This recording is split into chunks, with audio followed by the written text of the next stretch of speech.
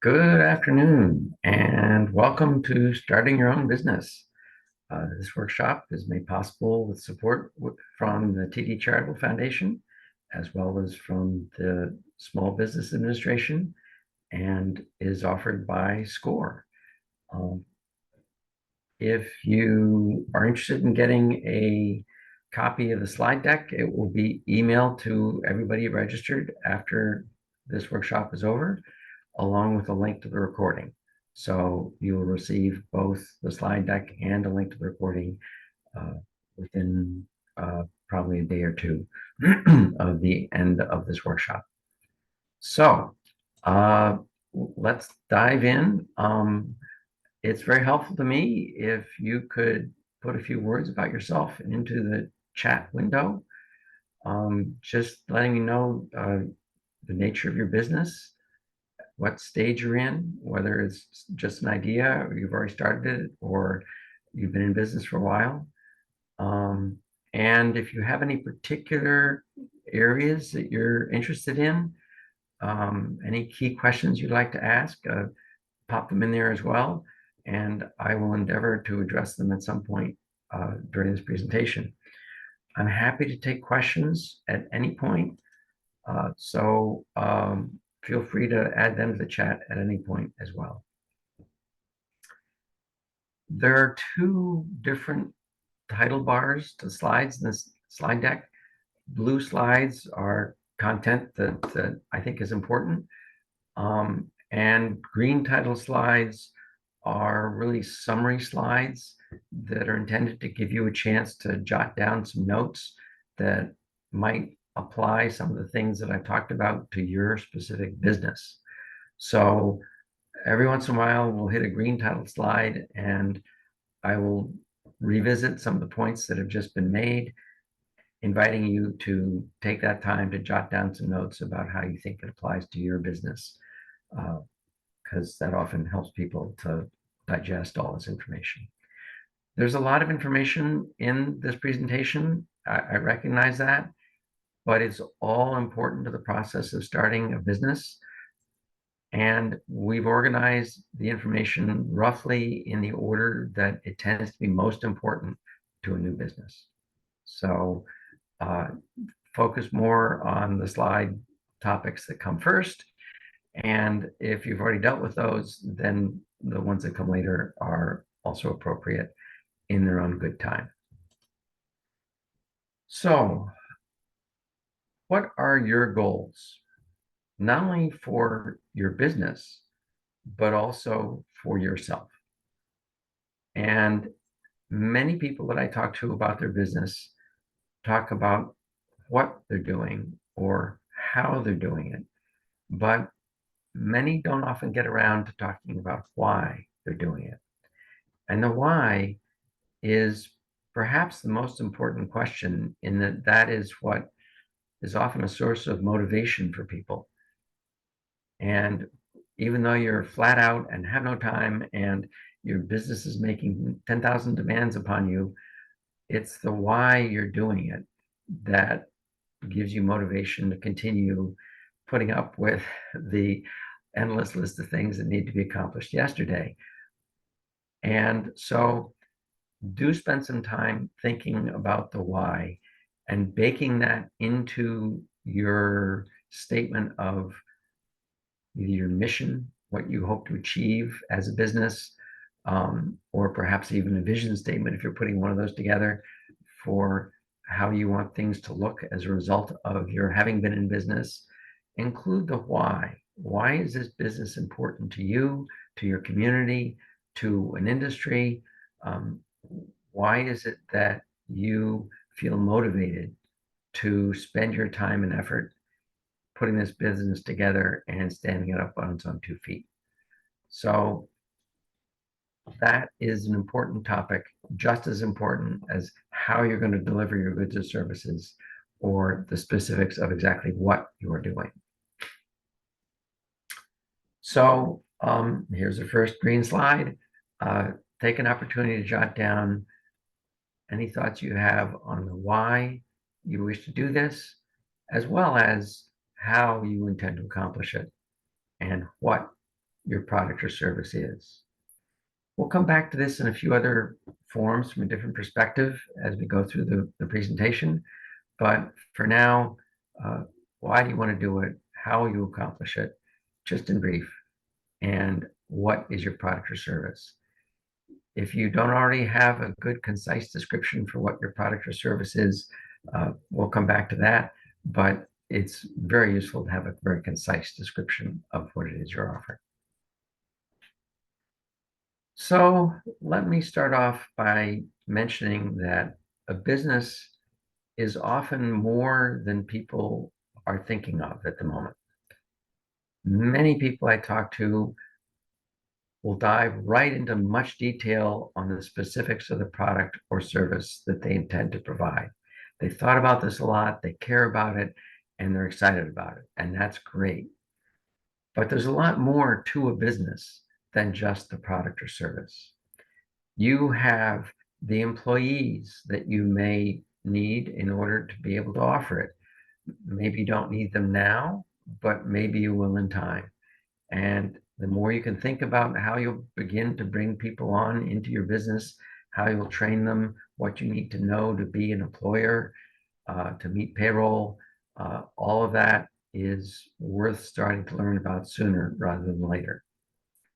You also will have processes that your business will follow. You probably wish to ensure that you handle things in a consistent way from one customer to the next. So as you develop your processes, it can be very helpful to document them, to write them down so that you can do it again the same way the next time.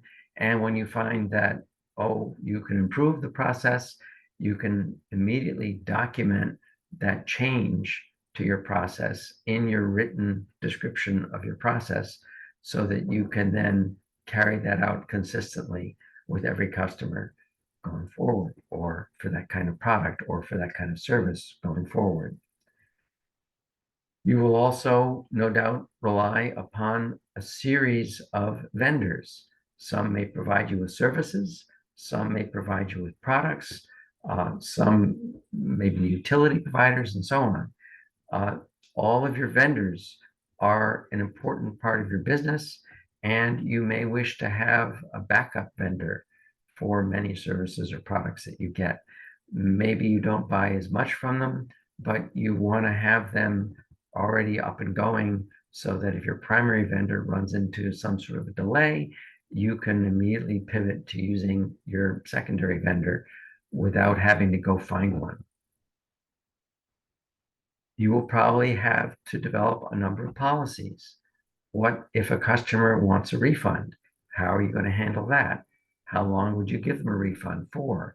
For what reasons would you consider refunding them the money? If you have employees, you'll need an employee handbook. That's another set of policies, and so on and so forth.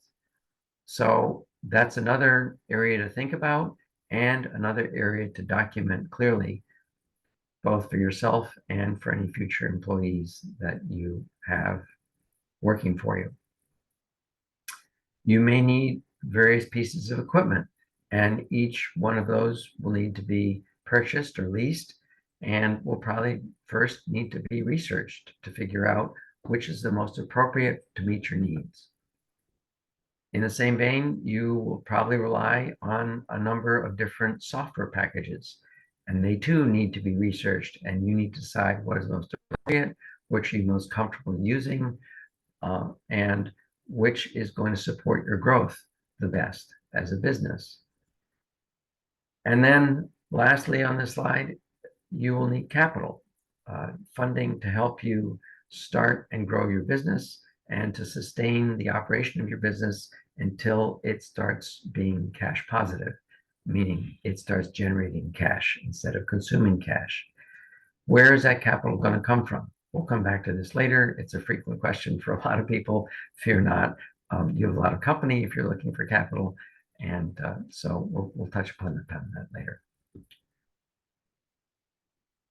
Many people have assumptions about what their role is going to be as the owner of this business. And Many people assume that because it's your own business, you can choose to do whatever roles you want. That's true as long as you have other people involved in the business that you can delegate the other roles to. But in many cases, um, I found that people can be sometimes surprised by the fact that they have to wear all the hats in the business when the business starts up. Now, what do I mean by that? Ah, well, when you're wearing all the hats, that means, first of all, that you are the only person typically involved in the business, and therefore you have to be responsible for raising the funds that you need or will need to get the business to break even. You also are going to be the primary salesperson for your product or your service. And even if you later go on to hire somebody who you intend to have be your primary salesperson, that's fine. But if a big client comes along, you may find that a big client may be perfectly happy dealing with your salesperson, but they may want to talk to the owner before they sign the contract. And so you are always going to have some responsibility for selling your product or service because you're the owner. You're also responsible for building your team. We'll talk more about what that constitutes later. It's not probably what you first might think, but as the owner, it is your responsibility to build a team that you need to operate your business, but also the team you need to help establish your business. You have to develop the processes that I talked about. Initially, if it's just you, then you're the only source of that. But as you grow, you can rely upon other members of your organization to help you with developing processes. And whether you're a financial person or not, you, as the owner of the business, need to monitor your financial statements, preferably about once a month, once they've been reconciled to your bank balances. But if you don't monitor them regularly, you may find that your business is going off in a direction that wasn't quite what you intended from a financial perspective. And that's something that you're going to be a lot happier to discover sooner rather than later. And the only way to do that sooner is to be keeping a close eye on your financial statements at least once a month. So these are all things that you, as the owner of the business, need to be preparing yourself to do. And once you start the business, if you've not already started your business, you will tend to find that most of your time is completely used in running your business. So you have the luxury of electing to perhaps delay starting your business if there's stuff that you need to think about or do or learn or develop before you feel you're really ready to open the doors and start selling. So think about these roles as a business owner. And if there are any of these that you don't feel comfortable with yet, then now is a good time to begin building your comfort with them before you start seeking to generate revenue. So now's a good time to note some things that maybe you're not going to work on today, but things that you should probably work on sooner rather than later that your business will eventually need. We'll come back to the question of how much money do you need to get to break even, but that's a very important question for every business owner to have a decent ballpark estimate of before you start. What processes will you need to develop for your business? What equipment will you need for your business? What vendors will you need to line up? And what software will you need for your business? And then what policies are you going to need to develop for your customers or your team members? All of those are important things to think about.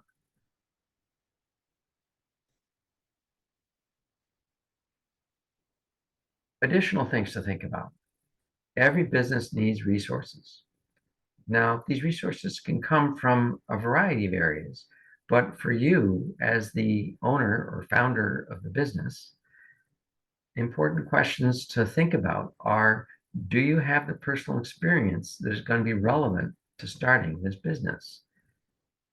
That doesn't mean you know everything you need to know already, but hopefully, in most cases, you will have some background or personal experience that applies to this business in one or more ways. Not necessarily directly, it may be indirectly, that's fine, but keep that in mind. Just about everybody I've spoken to has a little bit of imposter syndrome, feeling as though, oh, I'm not really qualified to do this. Well, I'm here to tell you that everybody who started a new business feels that way at one point or another. So don't let that get in your way. Think back to the experiences that you do have that are relevant to this business, even though it may not be in the same industry, and focus on those and how you will bring those to the table for this business. Risk tolerance is something to think about as well. Every new business is by nature risky. And so, how much risk are you, as the owner, prepared to take in order to launch this business? Now, what do I mean by risk? It could be financial risk from money that you have invested yourself in this business. It could be the risk of your time. And it's also can be the risk of maybe having this business not work out as you hoped. That's not the same thing as it failing. It may just be that it's not growing as quickly as you want, or it's not as profitable as you want, or it's not as satisfying as you hoped it would be. So how ready are you for things to perhaps go off in a direction that weren't quite what you expected? That happens a lot in business. And so it's not always something that you have time or the ability to plan for. But if you at least are mentally ready to take on surprises as they come along, that helps a lot. Um, what talents do you have that are going to be relevant to this business and useful in running this business? And then there's a related question of what talents do you not have that might you be looking to partners or vendors or other people you call upon to help you fill out the range of things that you need to do as owner of this business. What's your passion? Uh, as I mentioned earlier, are you really interested in some things? Are you really motivated by some things? Hopefully there's something about this business you're starting that you're passionate about, and keep that in mind and why it is that interests you. And for all the reasons I've just mentioned, it's very useful to have the support of your family in starting this business. If everybody in your family is saying you're crazy to do this, uh, or we don't want you to do this, then you're sort of going it alone. Whereas if your family is saying, yeah, we think this is a cool idea and we'd love to be a part of this on occasion if you need our help, then you're starting the business from a very different place. So that doesn't mean your entire family necessarily supports it, but to have a decent measure of support from family is often important to many entrepreneurs. So these are some resources to think about. Starting your business will require money.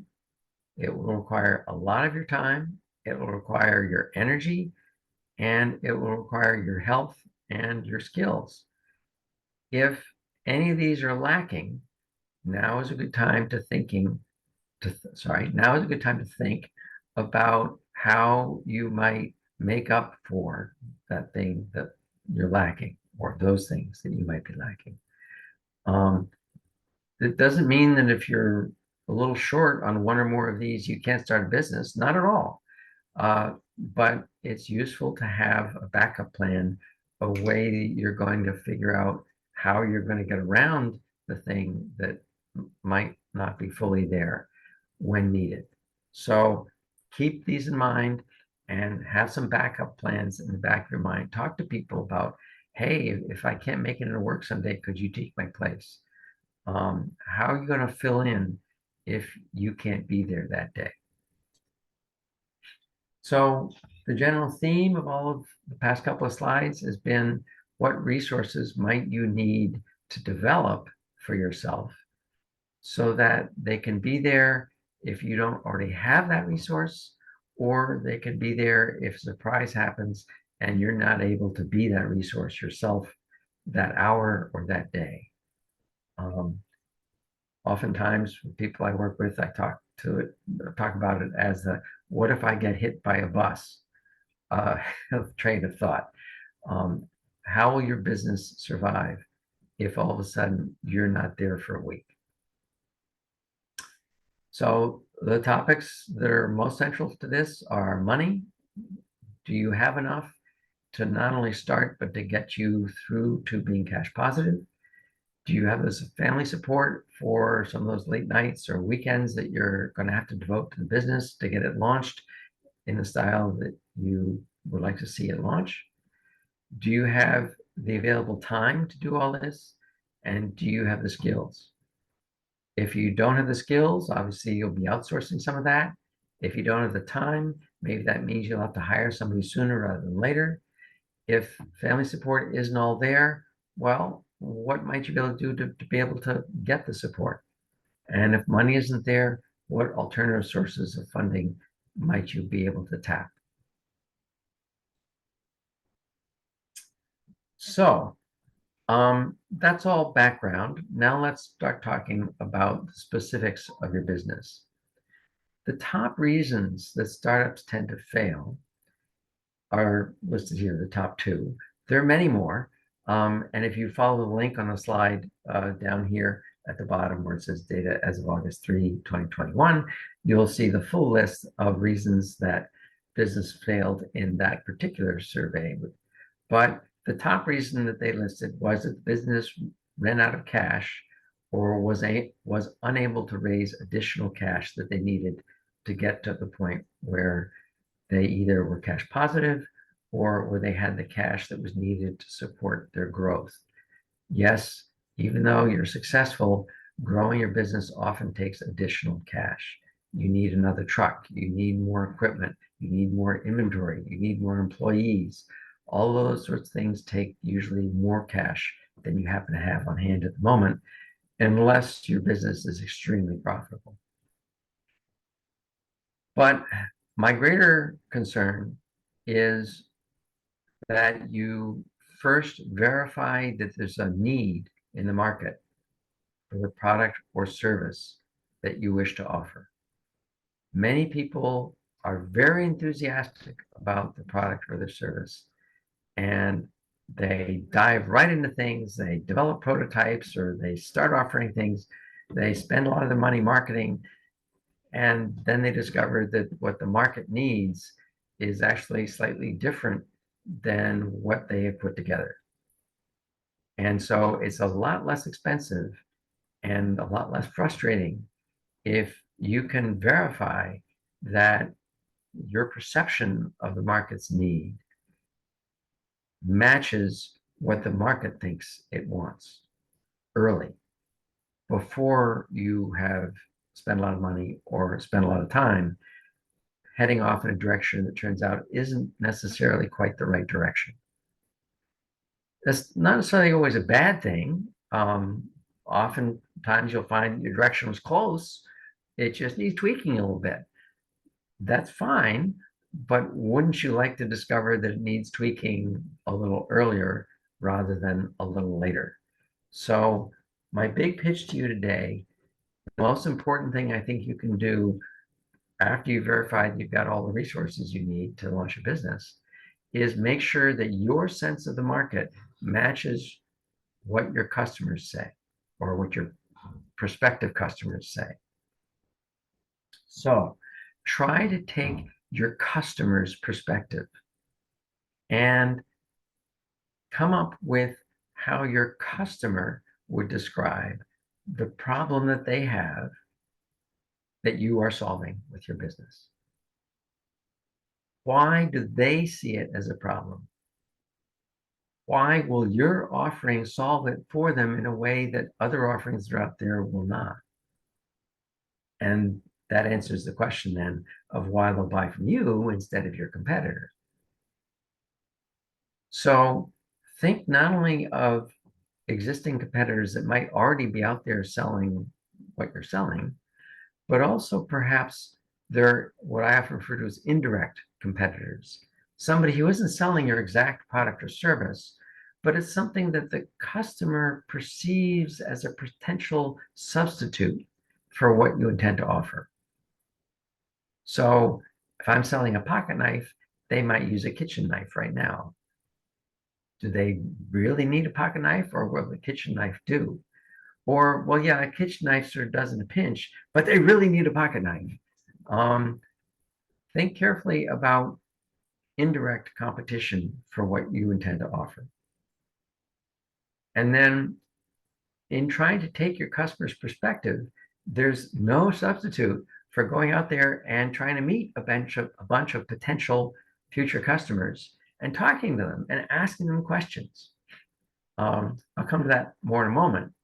But as you put yourself in your customer's perspective and you try to answer in their voice a description of the problem that they have that you're solving, why it's a problem for them, and why your solution will solve it for them. Come back and just double check with yourself whether now that you've taken the customer's perspective, whether solving this problem really does interest you enough to put the time and the money into coming up with a business that addresses it. Better just discover now that, maybe this isn't so interesting than later. So a key question is who is going to purchase your your product? Who is your customer? What attributes do they have? Now, you may find that you actually end up serving multiple customer segments. That's perfectly normal. That's expected. But one of those segments will probably be your largest segment. And that's often the most promising one to start with. How can you describe your typical customer in that segment? What's their buyer persona? Is there an age range they tend to be in? Do they tend to have one gender versus another? Maybe yes, maybe no, but these are good questions to ask. Is there an income range, or do they all tend to be in one specific geographic area? Are they at a same life stage? Are they a student? Are they a parent? Are they an empty nester? Are they retirees? Is there some convenient label you could attach to most of them? Is there a specific occupation they share, or a specific interest or hobby they share? Do they tend to be on one part of the political spectrum? Do they believe in certain causes more so than others? Do they have certain goals they're after? All of these are worthwhile questions to ponder about your primary and your secondary markets. The more you can understand about who is buying, the better it is.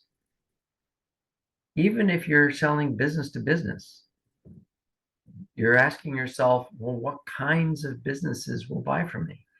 What sizes of business? What industry are they in? When do they tend to purchase? Is there a time of year that they tend to purchase more so than others? How long is their purchase cycle? Is it long? Is it short? All of these kinds of things tend to be very useful in helping you make marketing decisions later on, deciding where to spend your marketing dollars. I see a question here. What resources should you use to do market research on what the customers want? And or SWOT analysis, strengths, weaknesses, opportunities, and threats. For a lot of this research, there's a number of ways you can go about it. I often recommend first putting yourself in a location where you expect to meet a bunch of your potential customers. If they're businesses, you might go to a trade show. If they're consumers, you might go to a farmer's market or to a church fair or to a baseball game, or just stand out on the street corner in front of a competitor's store, and say, excuse me, could I ask you a few questions? And just find out a little bit about what they need, why they need it, and a little bit more about them. Many people are happy to talk about themselves to a point, as long as they're not giving away too much personal information. And you might be surprised at how readily they would love to talk about the problem they're trying to solve and the way in which they're trying to solve it. And so, depending on exactly what kind of industry, what kind of business you're going into, the exact location you might find them will obviously be very different, but do try to put yourself out there, particularly if there's an opportunity where your typical, or what you think will be your typical customer, comes together in some sort of a conference or convention or fair or whatever, and just talk to people. And I think you'll find that you'll learn a ton from those conversations, particularly if you're asking them open-ended questions. Can you tell me about the problem you're trying to solve? Not, do you need this product or do you need this service? Where people will answer yes or no. You're going to learn a lot more by asking questions where they have to answer in a paragraph instead of with a yes or no. So think about your questions and make sure they cannot be answered with just a yes or a no. Secondly, you can do a fair amount of market research. The Portland Public Library has a ton of online databases available that can help you find out more about the market you intend to serve in the area that you intend to serve. That does not mean that they will necessarily have the information that will answer your exact question. You may have to settle for information that is less precise than you hoped. So you can find out lots of demographic information. How many left-handed people who wear sneakers are there in New England? I exaggerate a little bit with the specificity, but that kind of question you may find easier to answer than how many people in New England need this specific service or this specific product.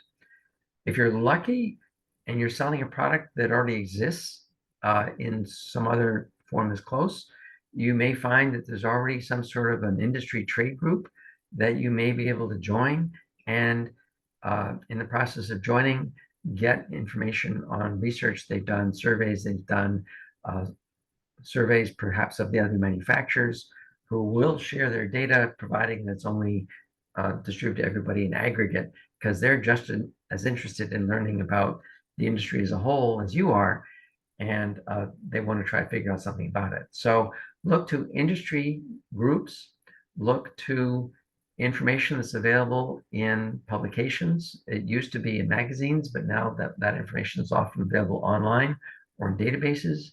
And do go to your local library, ask to talk to a business reference librarian. If your local library does not have a business reference librarian, then contact the Portland Public Library. If you are a Maine resident, their services are free, and the access to the databases they subscribe to is also free if you're a Maine resident. So that can be a great resource for digging up information on your target markets. As you think about that, as you talk to people who are potentially in these markets, this kind of a one-page, if you want to call it a one-page business plan, it's sort of a short form of that, can be very useful to you as you think things through, not to write them out in great detail, but just to note down some of the observations you have. You might start by noting on the left, just with quick little bullet points, the specific problems that your target market has that you wish to address. Not the ones that you don't wish to address, but the ones you do wish to address. And you might describe them in the way that your customers describe them. You want to get used to using their wording to describe the problem, not yours. It'll make your marketing a lot simpler. And then on the right, you might jot down a bunch of bullet points once again, describing the attributes of the target market that you discovered, or target markets, plural.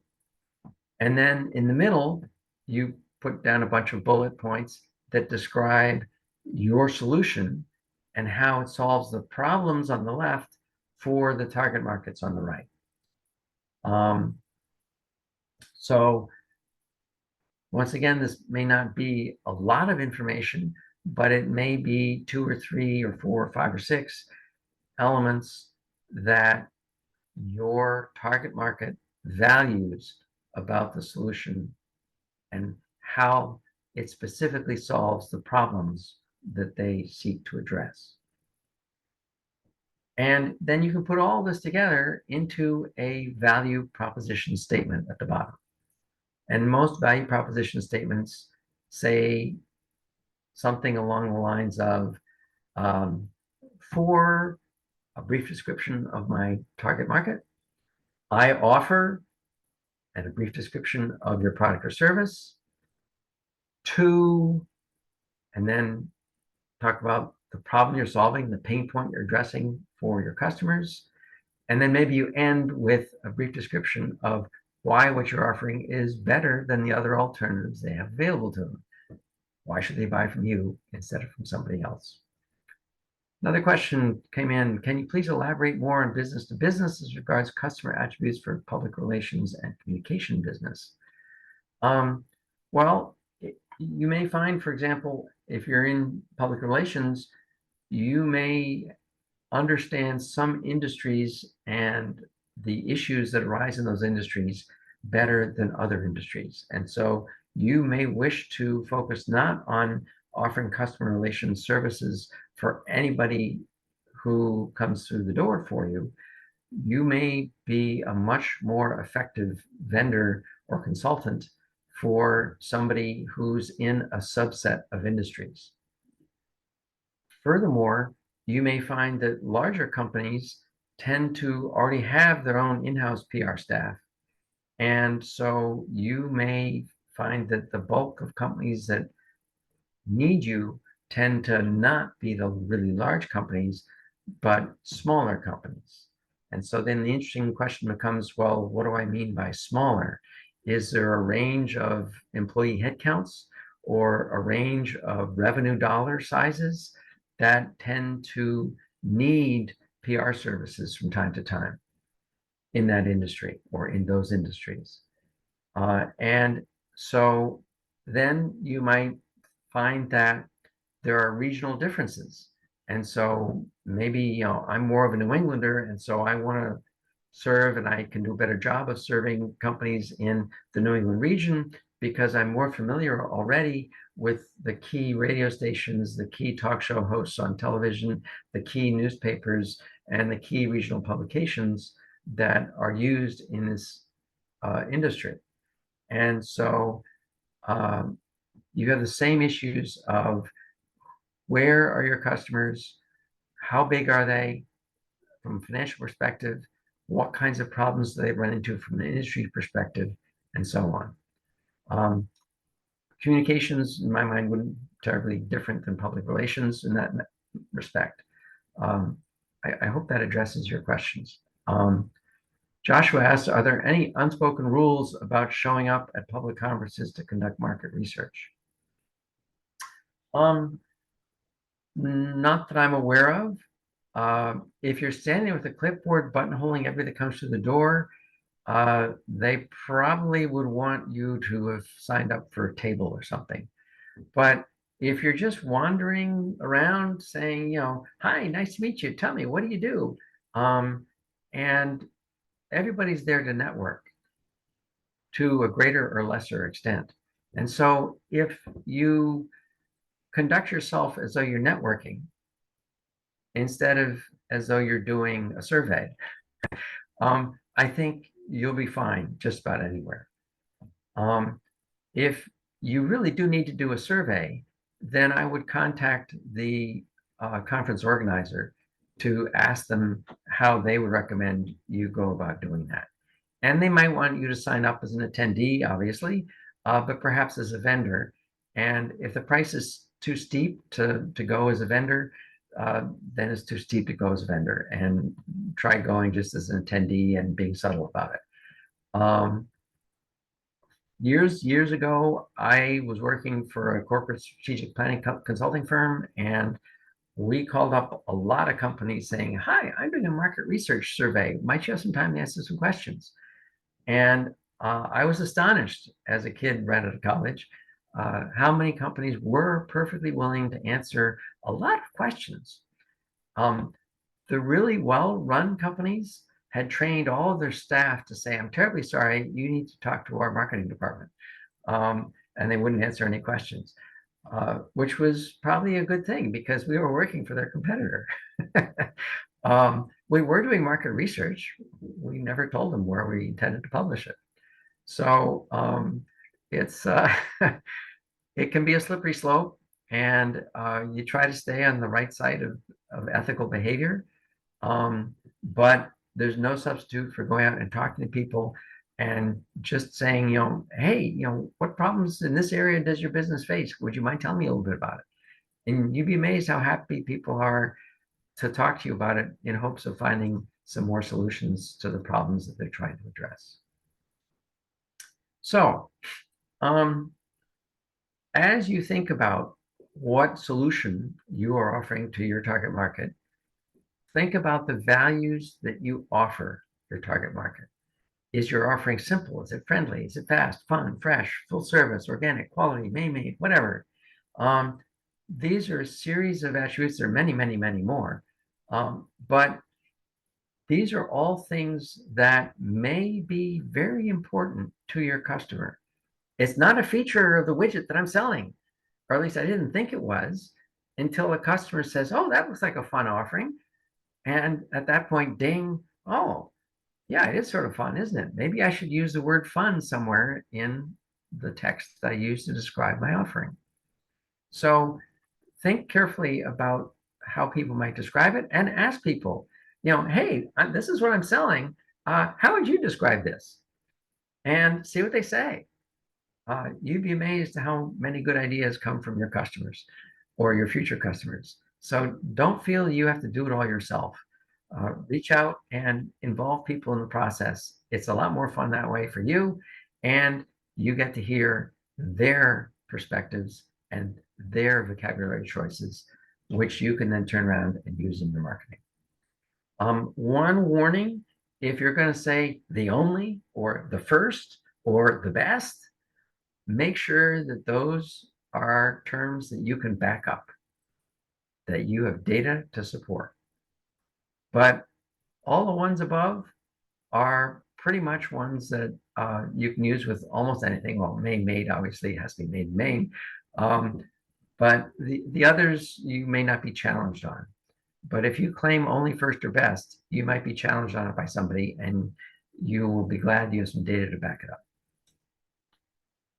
So your value proposition is a statement that takes your customer's perspective to describe your target customer as succinctly as you can.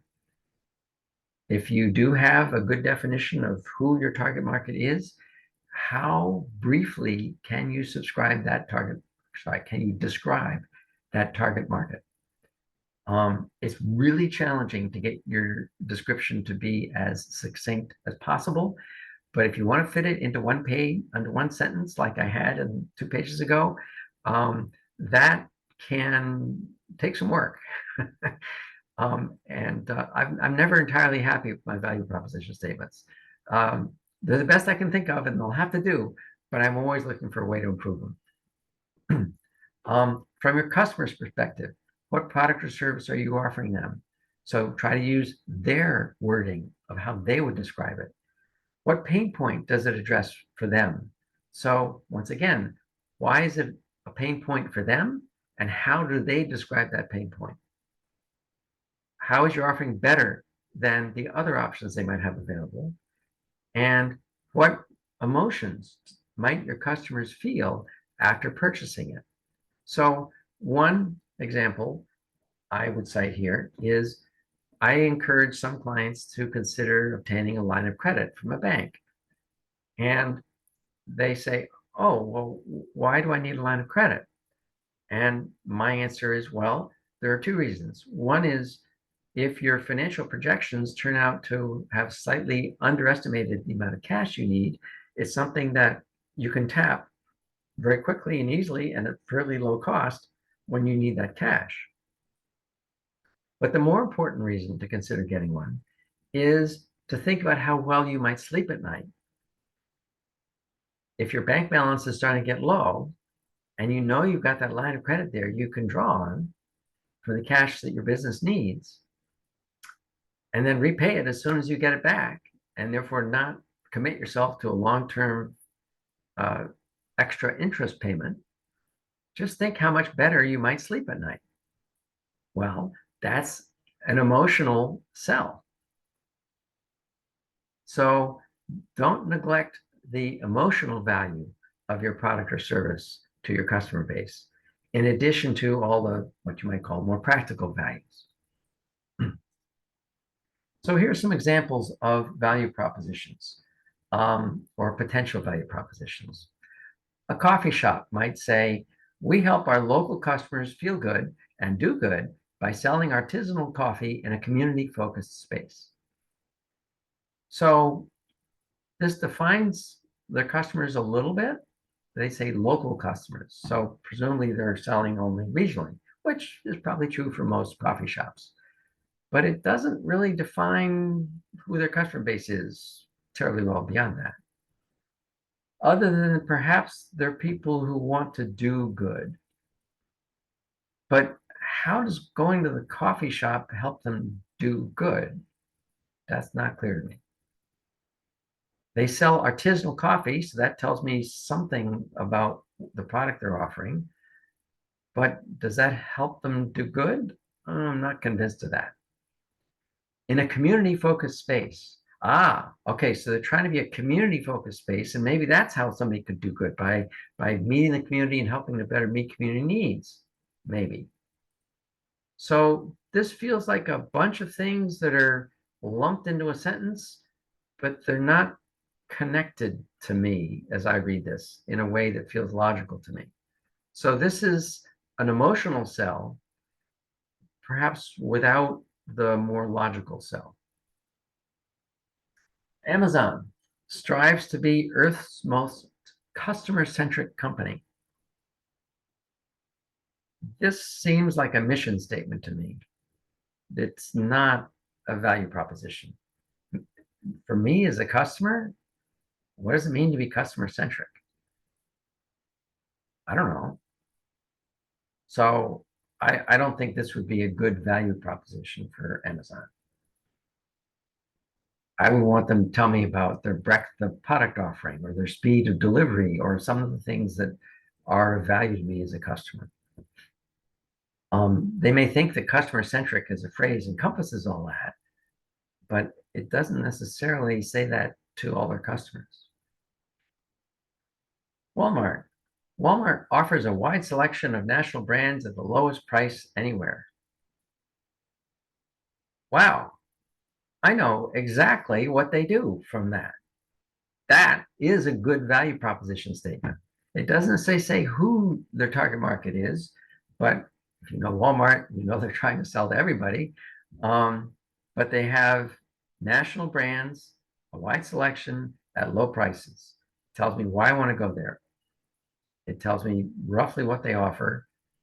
And that does a good job of letting me know whether I want to go to Walmart for something or not, even if I've never been there before. Whole Foods provides healthy, ethically produced, exceptionally high quality food at a price premium. Well, up until a price premium, I would say that could be a pretty good value proposition. This is probably an internal mission statement kind of thing because they mentioned the price premium. But healthy, ethically produced attracts a certain segment of the market at exceptionally high quality. That lets people know that they're not just getting healthy, ethically produced, but they're also getting high quality foods. And all that probably helps their target market self-identify that, ooh, this is a store for me because those are the things that I value in the foods that I purchase. So that could be the core of a decent value proposition statement. So clearly, I'm quibbling with 3 of these 4 statements. As I said a minute ago, I quibble even with the ones that I've written. So don't feel you have to come up with a statement that's perfect. Your goal is to have the statement be something that works for an elevator pitch. You walk into an elevator and somebody says, "What do you do?" What's your 1-sentence response going to be that if they're potentially a target customer for you, hopefully that 1 sentence will get them to say, "Ooh, do you have some information so I can contact you later?" And you can give them your business card. So that's the goal of your elevator pitch or your value proposition statement. So another green slide. You can print this out from the PDF you get when you get the slide deck, but use something like this or a blank sheet of paper to just jot down your thoughts on what the problems are that you're solving for your customers, who your customers are, exactly how your problem solves it for your customers. What is the solution from your customer's perspective, and what benefits do they receive from it? And then try to summarize all that into a succinct value proposition statement at the bottom. This is not easy to do first, second, third, or fourth try, but keep coming back to it once in a while, revisit it. And I think you'll find that you can improve it with each revisit.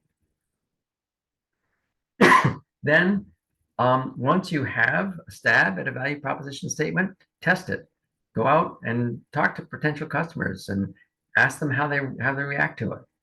You know, if I told you this is what business does, what do you think I do? Or why does that appeal to you? Or why does that not appeal to you? Once again, I'm asking open-ended questions, not yes or no questions if I can. The more you talk to potential customers or actual customers, the more you learn about your customers, the better you'll be able to revisit and refine your value proposition. So do come back to it periodically. Note that each market segment that you serve may need its own value proposition. One value proposition may not do it for all of your target markets. And the value proposition that worked last year may not quite hit the target as well this year. Particularly, say you're selling fashion related stuff. Fashion evolves sometimes very quickly. Your value proposition may need to evolve with your market. So that's another reason to revisit it periodically. If you want to learn more about value propositions, because this is a fairly deep topic, here are 3 links, which once again you can follow when you get the slide deck, that seem to be good food for thought. And so I would encourage you to read through these and think about them in the context of how they relate to your business. Next up, you need to build your team of professionals. Now, way back on one of the first slides, I talked about your team. You probably were thinking employees. While employees are certainly part of your team, no, I was meaning a much broader sense of the word team. Here at SCORE, we offer free business mentoring services. So you're welcome to sign up for a business mentor. It doesn't have to be with SCORE, but we're here. And business mentors can be friends, can be other people in the same business that you never will compete with because they're in another state or in another country. People who you can commiserate with about some of the questions or challenges you're facing in business. You at some point will benefit from having access to an attorney to get legal advice. It may be to help write contracts or partnership agreements or customer agreements, but you may just need advice on whether doing something one way or another protects you from liability better. So it's good to have identified an attorney that you may wish to reach out to at some point. Even if you don't need them now, figure out who you might like to go to when the time comes. Same thing applies to a banker. You'll probably need a business checking account, but you may wish to identify the bank that will also be the bank you will find most promising to approach for a loan if you think you'll need a loan at some point. Find an insurance agent. You should consider obtaining insurance for your business. The question is, well, what type or what types, plural, of insurance should you obtain? And an insurance agent can, at no cost to you, talk to you and tell you, well, here are all the kinds of things I might recommend you consider.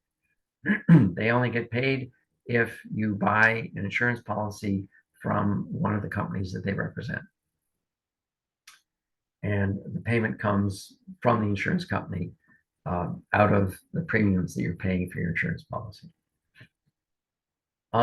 You will probably wish to make use of an accountant at some point, and maybe a bookkeeper as well. So identify an accountant you can turn to when the time comes. They can be hard to find in Maine these days. So do network and try to figure out who's out there that might be good because they know your industry well, or they work with your kind of business, manufacturing business or services business, etc. Look for business peers. Even though they may be competitors, they may still be very valuable for you to talk to. And so, for example, the microbrewery industry in Maine has done a wonderful job of supporting one another in ways that have helped everybody and helped the industry grow as well. And then trade organizations can be part of your team. If you join a trade organization, as I mentioned earlier, that can be a source of research about the industry, but they can also be a source of perhaps consultants or advice from others in your industry so that you don't make the same mistakes that they made previously.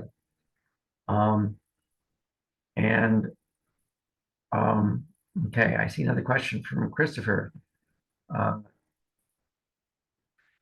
For you have a form you need someone to fill out that you attended. Okay, I would recommend that you respond to the email you receive that contains the slide deck and link to the recording, and they should be able to fill it out for you and send you a copy back. That's probably the smoothest way to do it. Be sure to include your name and your email. Obviously, if you're responding from email, they'll do that. But they can then attest that you attended based on the records from Zoom. Another question, who did I mention for business peers? Business peers could be the exact same kind of company, but not serving your market. So if I'm opening a coffee shop in Portland, maybe a business peer would be a coffee shop in Burlington or in Boston. Business peers are also any other coffee shop owners in the area. Maybe they're all happy to talk. They're going to keep some things close to their vest, but maybe they're happy to talk about trends in the industry or trends that they see with their suppliers. You might be surprised how often people who are competitors are still willing to talk with you about their business if you are willing to talk about your business with them in the same way. So yes, don't reveal all of your trade secrets, but it's helpful to chat with people with whom you share things in common, and those are your business peers.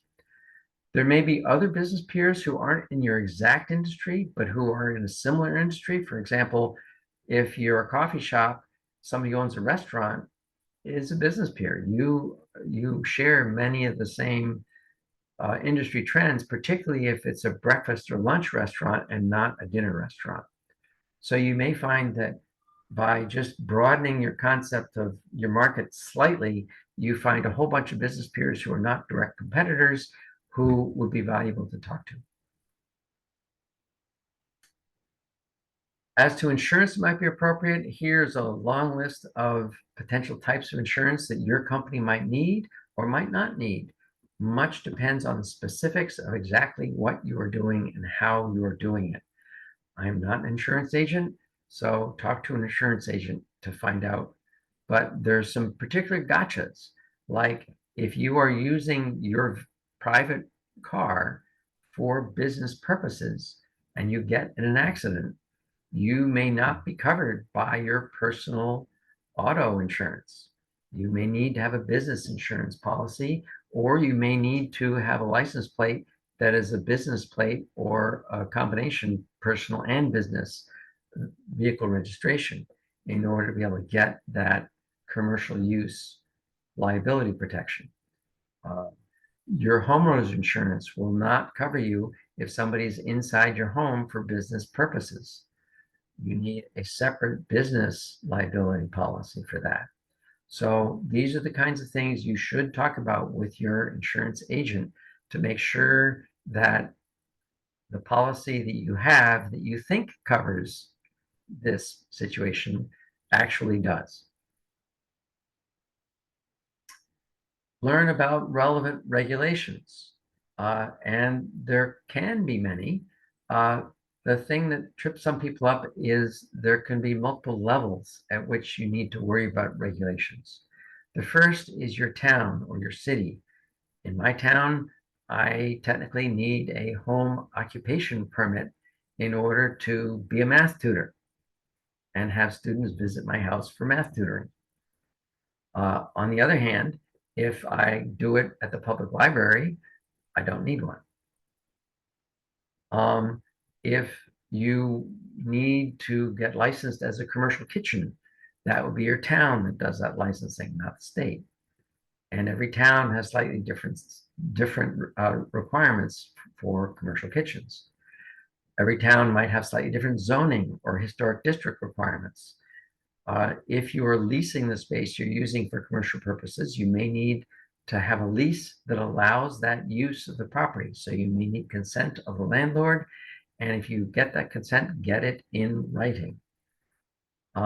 You probably have to comply with building codes, and you may need the fire marshal to inspect your premises before you can start using it for the intended purposes. You may have to pay local taxes. My town taxes business assets, but not business profits. And you may need a certificate of occupancy. Licenses and regulations from the state or federal levels. If you're an architect or if you're an engineer, you may need a license from the state to practice that profession in the state. If you provide access to your premises for customers and employees, you probably have to comply with the Americans with Disabilities Act, which is a federal regulation. You have to comply with labor laws, which are a combination of state and federal, if you employ anyone. If you employ people, you need to comply with immigration laws, which are federal. If you employ somebody, you need to pay their payroll taxes, Social Security, Medicare, and withholding taxes.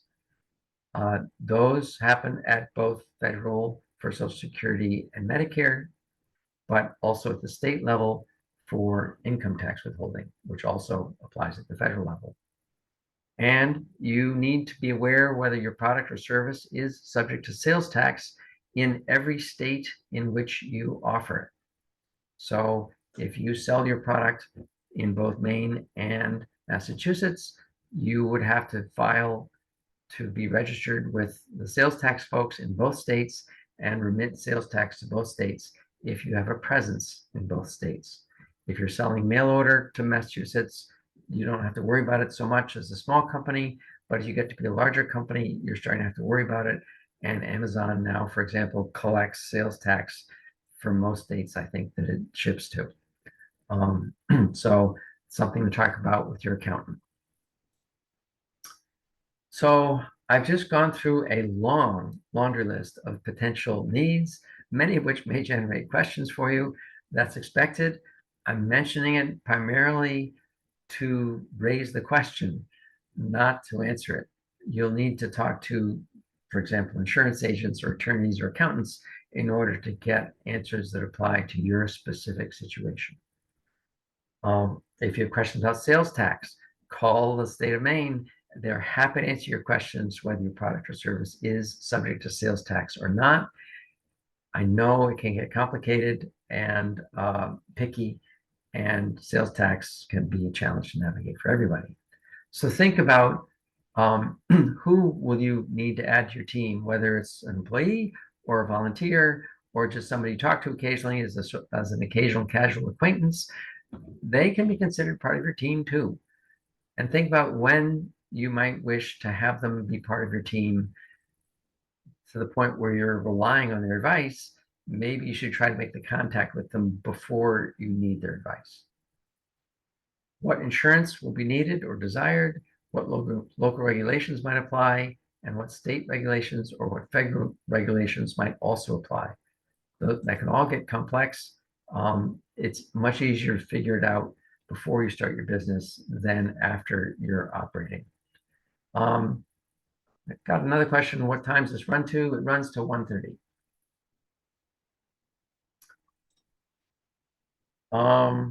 So another question that a lot of people have is what type of business should you establish?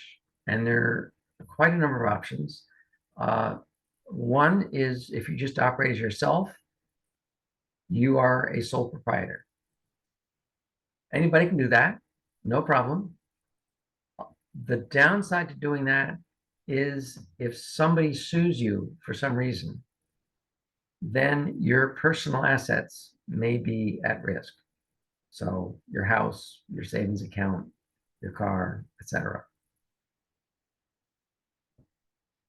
The advantage is that you don't have to do anything to set it up. You just start operating. If you want to use some sort of business name, you should probably typically register it with the town. So if somebody complains to the town about the business, the town knows who to steer the complaint to. But requirements are minimal, and all of your profits are reported on your personal tax return. You can also set up a limited liability corporation, otherwise known as a single member LLC. This is very quick to set up. You send a 3-page form off to the state of Maine, costs you $175. You can do it yourself. And you get back your certificate of formation from the state of Maine that says you are now officially an LLC registered with the state of Maine. You will need to renew that registration once a year in the early spring, about this time of year, for $85. And the advantage of setting up and operating as an LLC is if you do a good job of completely separating your personal finances from your business finances, then somebody who sues your LLC cannot get at your personal assets. So it provides a measure of protection for your house, for your savings accounts, etc. If you have questions about that, talk to your attorney. An attorney is the person to give you advice about whether something does protect you from liability personally or not. A single member LLC means it's just you owning the company. You can also set up a partnership, which means it's you and other people, whether they own the company or get a share of profits or what, is pretty loose with a partnership. And any form of partnership is very flexible that way. You can set up partnerships in incredibly complex ways to meet the goals of the various kinds of partners.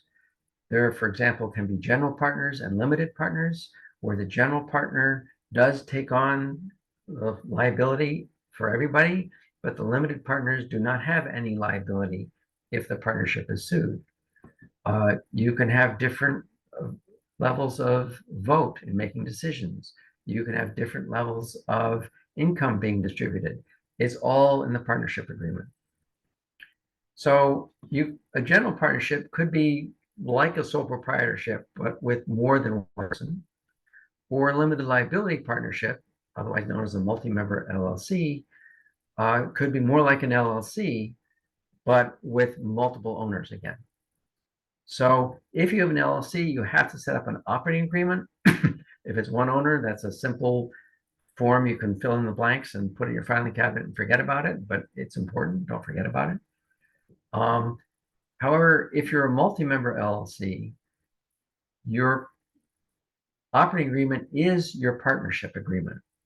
And whether you're a general partnership or some sort of a multi-member LLC, you should have your partnership agreement reviewed by an attorney, because it is like a prenuptial agreement and a divorce agreement all wrapped into one. It's important to think through how new partners could buy in, how existing partners can be bought out, who has what control, who has how much of a vote, how are profits split, how do we vote, when do we vote, what does the general partner control. There are a lot of issues that the operating agreement should describe, and an attorney is an incredibly valuable resource. As expensive as it may be to have them involved early on, it'll be a lot less expensive to involve an attorney in drafting your original partnership agreement than it will be to bring in an attorney when there's a squabble later on. That will be very expensive. You can also set up a C corporation, which is a corporation that people own shares of. And most companies that intend to offer shares to the public in due course will set up as a C corporation at some point.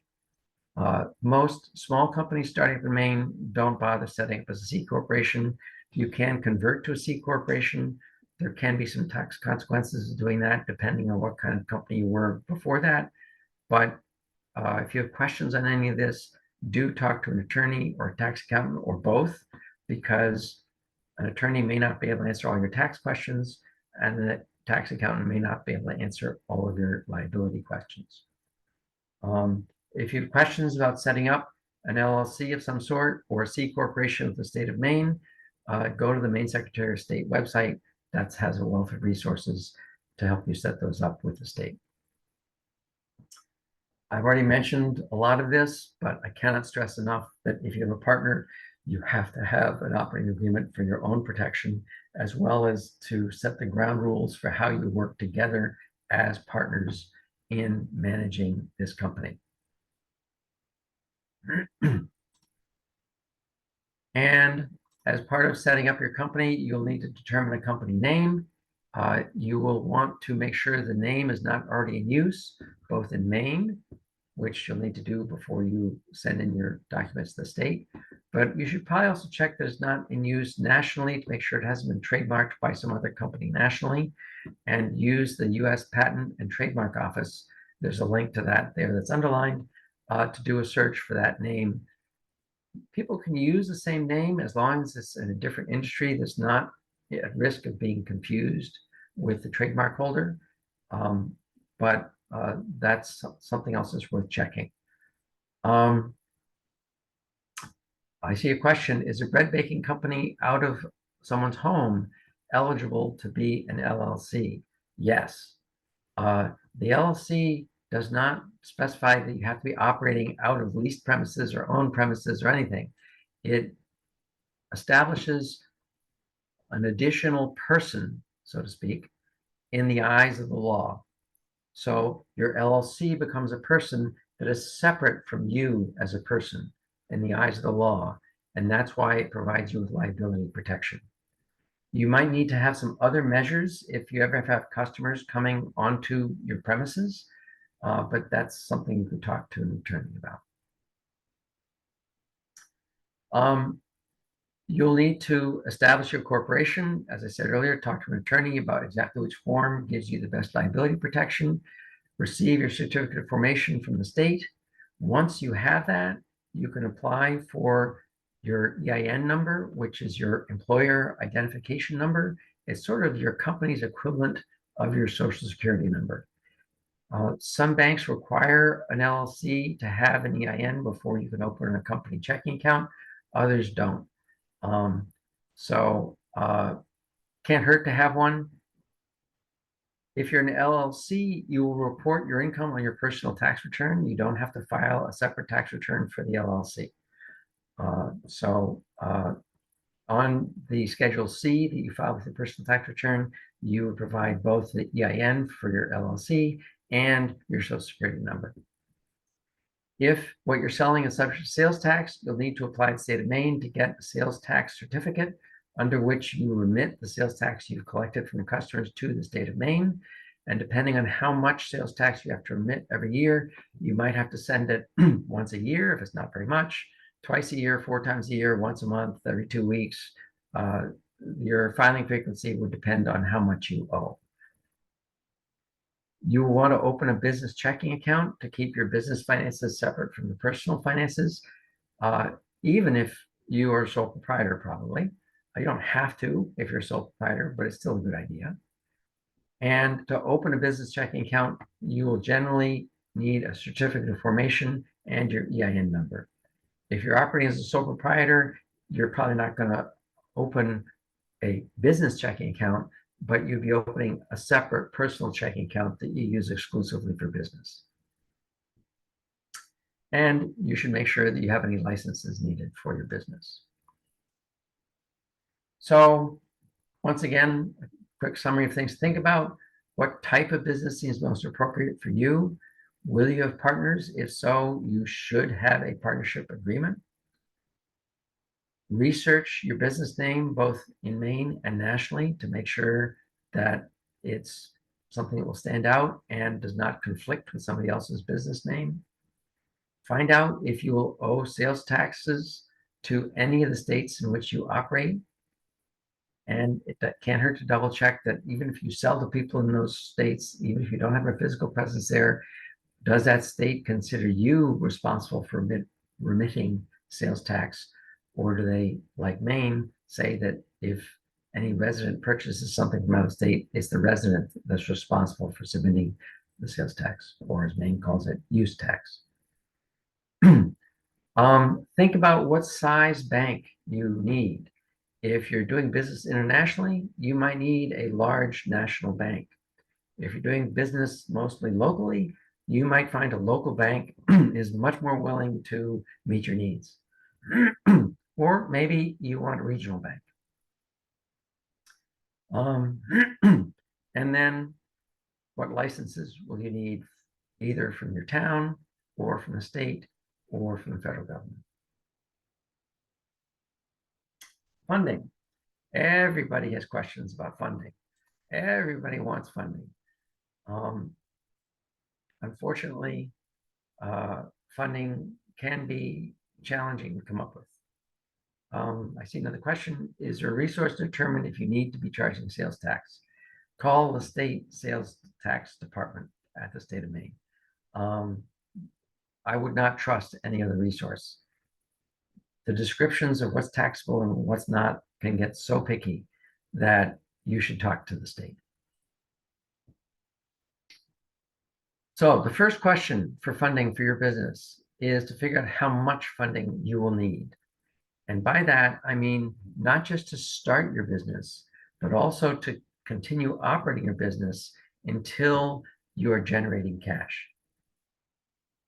So that could be several months, 6 months, 12 months, 18 months, a couple of years. That can take quite a while. It all depends on the business. You probably need more money than you think to start up your business and get you to being cash positive. So I strongly recommend that you develop a cash flow projection that goes out 2 to 3 years for your business. And cash flow projection is underlined because it's a link to a template that you can use to help you develop that projection month by month by month. We can help you do that. If it's something that you find challenging, sign up for mentoring and we'll help you through that process. But it tells you not only how much money you need to start your business and get you to break even, but over what period of time you're going to need to be sustaining potential losses until you expect to break even. And that is incredibly useful information to have before you start your business. Where can you find funding? This is people's biggest question.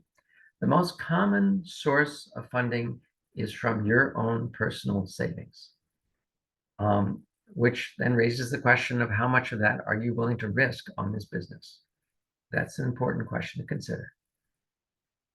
The second most common source is bootstrapping, which I'll talk about next, which means things like keeping your day job and using the money you earn from that to help you start your business. There are other ways of bootstrapping as well. Third most common source is friends and family, if you wish to borrow from them. Sometimes that can be a bad idea. My great recommendation is, if you do borrow from friends and family to start your business, have a written agreement with them, just like you would with a bank, describing exactly what your responsibilities are, when you're going to repay the loan, etc. There are grants and competitions out there. They're uncertain. You spend a lot of time completing a grant application or participating in a competition, but you really don't know if you're going to win or not. It may be worth your time because you learn a lot about your business, but if you're doing it primarily for the money, it may not be a good use of your time. There's crowdfunding. If you have a product you want to pre-sell, crowdfunding can be great.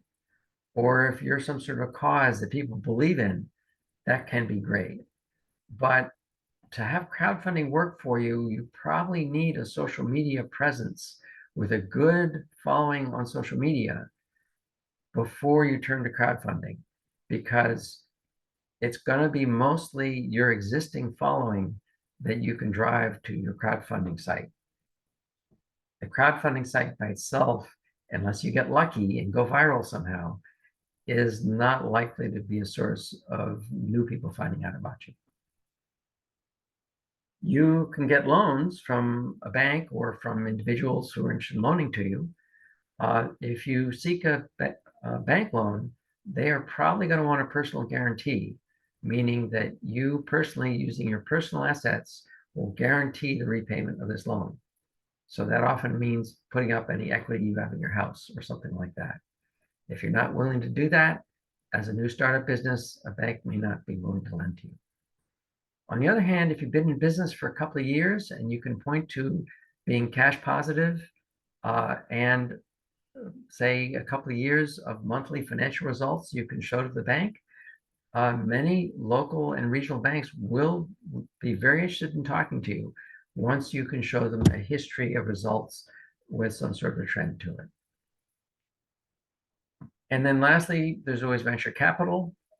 Venture capitalists generally want you to sell them a certain number of shares in your company, and they want you to have an addressable market, typically that's 100 million or more within 5 to 10 years. And they want to have you operating your business in a way where you are going as far and as fast as you can with a goal of selling your company either to the public by a public listing or selling out your company to another company within 5 to 10 years. And so they can cash out and get their money back. If you're not willing to do that with your company, then venture capital probably is not the route that is going to interest you the most. Doesn't mean it couldn't happen, but for most people, those are the realities. Can you bootstrap your business? Some businesses can bootstrap and others cannot. If I want to start a software business, I typically need at least $50,000 to $100,000 just to get a first working version of my software.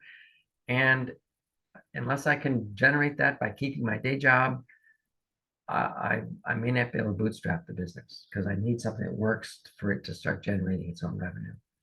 But if I'm crafting, or if I'm baking, or if I'm offering services, I probably can bootstrap my business.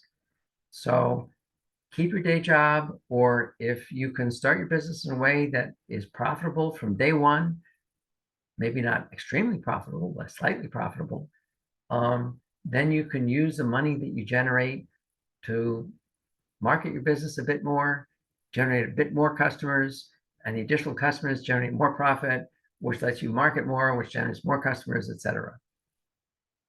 In the process of doing that, you are getting out in front of your customer base. You're learning what their needs are. You're learning what they want. You become a better salesperson. And that reduces a lot of your risks.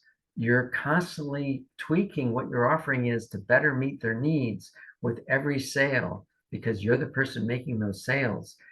And If you're doing it, even though you're hand making the product initially, that one that you intend to have mass produced later, um, even if you're losing money on every one you sell, you may be learning so much that's valuable to you about the market that it's worth losing that money before you invest in mass producing the product that you intend to produce. Bootstrapping is a lot easier when the cash needs of the business are smaller, but it builds your experience with your target market, which is incredibly valuable to you. And it validates your concept. If you want to go out and ask somebody else to invest in your company, you can point to all your experiences selling to show that you're on the right track. So the idea is to fail fast and fail often, so to speak. Get out there, try to sell, see what sells, sell what's selling, and forget the stuff that's not. Focus on the stuff that there's a market for, tweak your sales pitch, tweak your offering, and then rinse and repeat. It's a virtuous loop, and it works. So keep your day job. If you can, you could subcontract. So if you want to start out work as a carpenter, instead of starting out on your own, maybe you subcontract to another general contractor. You learn a ton about the market from working for them for a couple of years before you then go out on your own. That would be another way of bootstrapping. If you're an artist, can you have your product sold in a restaurant or an art gallery or some other public place where, okay, they take a big cut of the revenue, but you can at least determine whether there's a market for your product or not. That's a lot less risky than signing a lease that you're on the hook to pay every month for as many years as it continues for. Make sure there's a market before you commit financially. And special events can be a great way of testing the market. School functions, county fairs, farmers markets, and so on. So if you can keep your job and use that revenue to help fund your business, that is a very good way of reducing the financial risk of starting a business. A bunch more questions. Since time's getting short, you can reread these later. I mentioned your financial statements at the very beginning. You don't need to be an accountant to run your business, but you do need to understand them well enough to manage your business. So I strongly recommend you reconcile your books monthly and you get comfortable with the key information that you need to manage your business from your financial statements. To learn more about some financial statements, here are 3 links. One to some more information on balance sheets, another to your income statement, and the third to your statement of cash flows. I encourage you to follow those links to become an informed consumer of your financial statements. And I encourage you to put together a business plan. A business plan doesn't have to be long. It can be 4, 5, 6, 8, 9, 10 pages long for some companies. For other companies, it can be a really long document. It's intended to be a living document, one that you revisit periodically, that you update, that reflects what you've learned about your product, your company, and your market. It documents your vision, your goals. It describes everything I've talked about so far today, the problem, the solution, the market, the competition, your forecast, your team, your business model. And if you click on the examples link, that takes you to a database from the Portland Public Library, which can show you examples of a whole bunch of business plans that have been anonymized, but for real businesses. So you can see what somebody else's business plan looks like before you sit down to write your own. Know that your business plan will be read by people at banks or investors. Say they are knowledgeable, skeptical people. They've read a lot of business plans. They don't expect your data to be perfect. It's a forecast, it's a guess, but they do expect you to support your data and your assumptions with as much publicly available data as you can when relevant, even if it's for a broader market than you're actually serving. And they do expect you to be very clear about the assumptions you're making in making your plan. So if you're thinking, yeah, I think I can grow 5% a year, Then write that down somewhere in your forecast. Assume 5% annual sales growth. Doesn't take a lot, but they'll ask you about those assumptions. Why do you feel the 5% is reasonable? Why isn't it 10% or 2%? You might need to justify a number of your assumptions. You're writing this for any lenders, any investors, for your partners, perhaps for your first employee or later employees to attract people to your business, and perhaps even for some of your major customers or some of your vendors you're hoping to buy from. They may want to see your business plan before they're even willing to sell to you. But most importantly, the business plan is for you. It's a place for you to think through all the elements of your business and put it down on paper so that it will remind you of some of the things that you forgot about 6 months from now. And it's a process. You'll come back, you'll revise your plan, you'll test the things you think you want to do, you'll see what works, you'll see what doesn't, you'll tweak it, you'll modify the plan, you'll modify what you do, and you just keep going in the circle over and over and over. And that's how businesses get better as a business. So, in conclusion, as you presumably have gathered, starting a business is usually a lot of work. And it may not be for everyone. But my role today is not to discourage you from starting a business. I just want you to start a business going in with your eyes open. It's really important to know your customers and to know your competition. And if you can, try to start small, test, learn, and adapt continually. And we're here to help. If you want to talk with a mentor about all this, somebody who's done it before, we're happy to do that. We offer free mentoring and workshops. We're a nonprofit. We're a partner of the Small Business Administration. We have 320 offices throughout the United States, and we're the largest volunteer mentoring organization in the US. And if you'd like to sign up for a mentor, you can do so by scanning this QR code.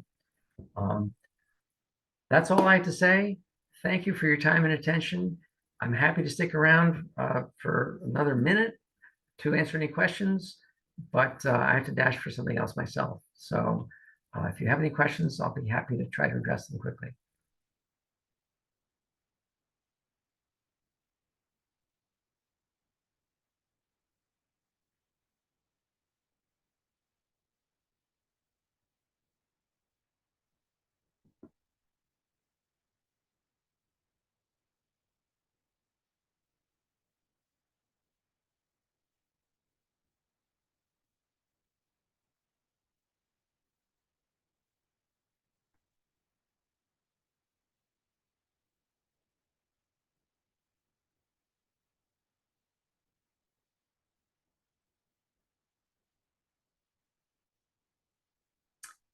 One question, does SCORE have the resources to help set up a financial system like QuickBooks?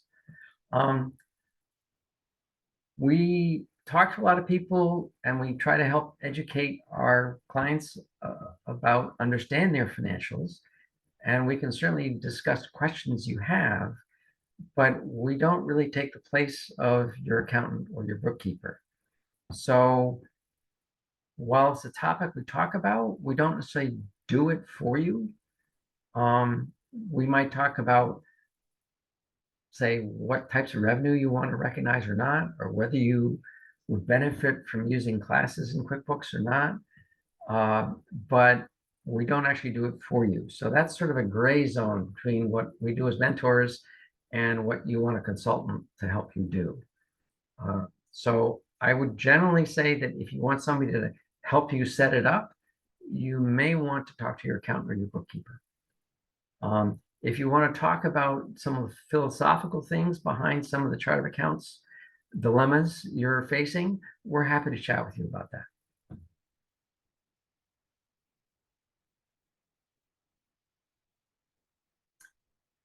Great. Well, I will wrap things up there and have a great rest of the day.